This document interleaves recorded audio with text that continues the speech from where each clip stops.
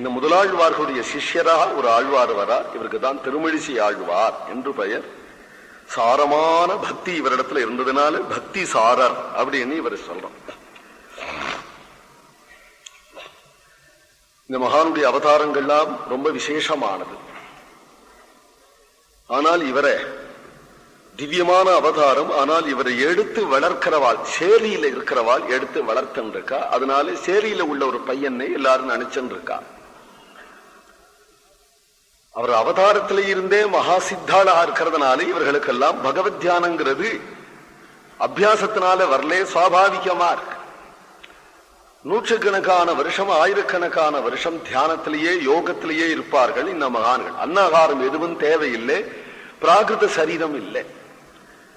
ஏனால் அவருடைய சரீரம் திவ்ய சுத்தாம் பாகவதியும் தனும் அப்படின்னு பாகவதம் சொல்லிட்டு, அன்னபானத்தினாலே அவ ஜீவிக்கல. மலமூத்திரம் உடைய சரீரம் இல்லை.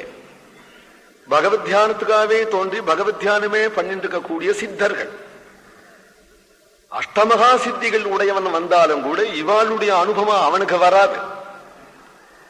அந்த சித்தர்கள் தோத்து போயிடுவா. அப்பேர் பெற்ற மகாத்மாக்கள் இவர்கள். சஞ்சரிச்சிருக்கக்கூடிய மகா காஞ்சிபுரத்துல பொற்றாமரை கரையில இவர் இன்னைக்கும் திருமழிசைன்னு ஒரு ஊருக்கு, சென்னையிலேன்னு காஞ்சிபுரம் போற ரோடுல, அதுலதான் இவர் அவதாரம் பண்ணினார்.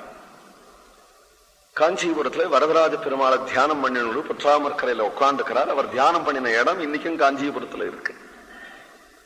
வயசான ஒரு கிழவி கோவில்ல தொடச்சு கோலம் போடுறதுக்காக வருவள். போகும்போது இந்த ஆழ்வார் இருக்கக்கூடிய இந்த சந்நிதியிலையும் வாசல்ல ஒரு கோலம் போட்டுட்டு போ. இந்த ஆழ்வாருக்கு சேவை பண்ணி கொண்டு கணிக்கண்ணன் அப்படின்னு ஒரு சிஷ்யன்,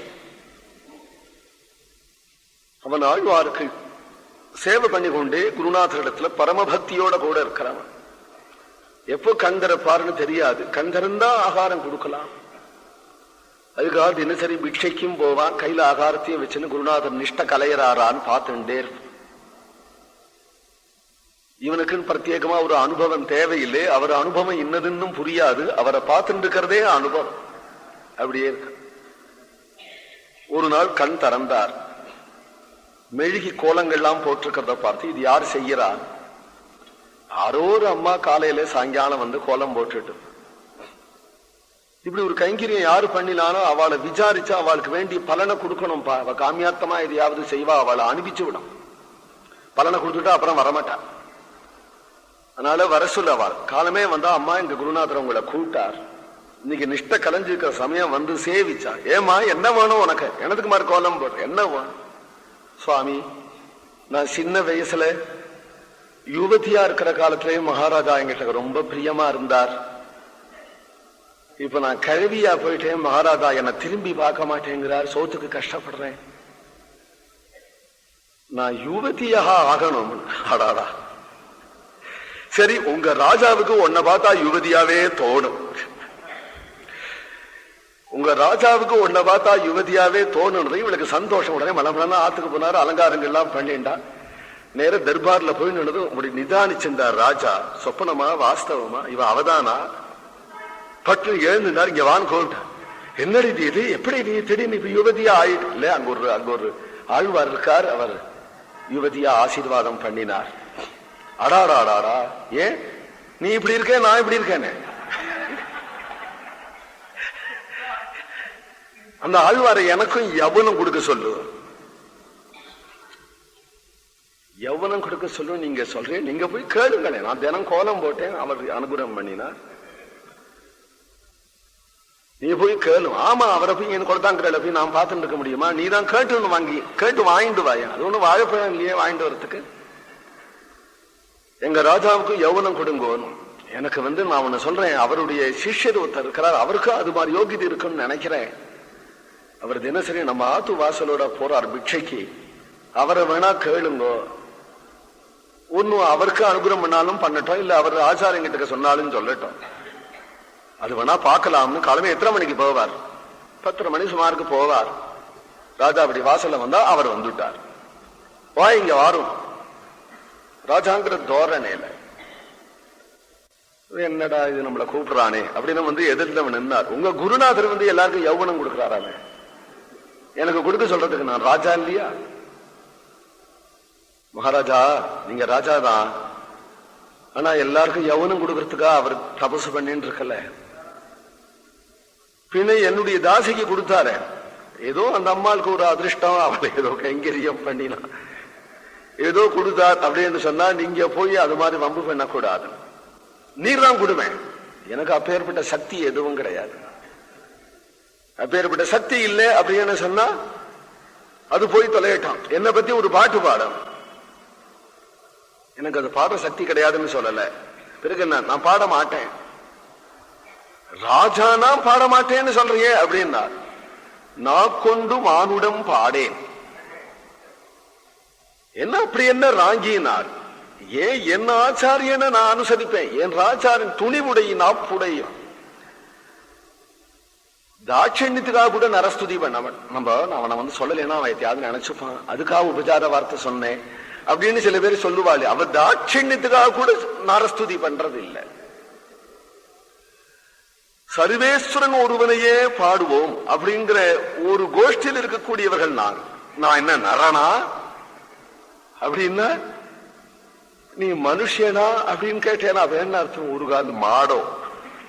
நான் என்ன நரனா அப்படிங்கிறிய? நான் நரேந்திரன் ஐயா, நரேந்திரன். நரேந்திரன் தானே. சுரேந்திரோபிஜமே ஸ்தோத்திரம் நார்கத்யேவ நரேஸ்வரா பக்தி சாரஸ்ய சிஷ்யோகம் நாராயண பராயண. நீ நரேந்திரன் என்ன, சுரேந்திரனே வந்து பாடினாலும் நான் பாட மாட்டேன். நான் யாரு? பக்தி சாரருடைய சிஷ்யன். பக்தி சாரருக்கு கர்வமே கிடையாது, பக்தி சார சிஷ்யனுக்கு கர்வம் உண்டு. பக்தி சாரனுடைய சிஷ்யன் நான். எதனால கர்வம்? எப்பேற்பட்ட ஆச்சாரியம். அந்த நினைவுலயே கர்வம் சபாவமா போயிடுவான். இதுக்கு அடிப்படை குரு பக்தி. பக்தி சாரஸ்ய சிஷ்யோகம். நாம் பக்தி சாரனுடைய சிஷ்யனாய் இருந்து கொண்டு ஒரு நரனை பாடுவேன் நான். அவனுக்கு கோபம் வந்துடும். எப்ப நீர் என்ன பாட மாட்டிடும், இந்த ஊர்ல இருக்க கூடாது, போ, நாடு கடத்தி விடுவேன் உண்மை. உம்முடைய தெய்வ தாட்சியத்துக்கு நான் இந்த ஊருக்கு இல்லையா, எங்க ஆச்சாரியன் கிட்ட போய் சொல்லிவிட்டு அவர் போன்னு சொன்னா போயிடுறேன். நேர வந்தார், தன்னுடைய ஆச்சாரியன் கிட்ட கை குபிச்சு கொண்டு நிற்கிறார். ஏன்பா கமலாட்சா, என்ன ராஜா நாடு கடத்தி விட்டார். ஏன் நாடு கடத்தினார்? அவரை பத்தி ஒரு பாட்டு பாட சொன்னார். நான் முடியாதுன்னு. எப்படி என்ன ஸ்தோத்திரம் பண்ணலையோ இந்த இடத்தை விட்டு போயிடு அப்படின்னு விட்டாரு. அப்படியா?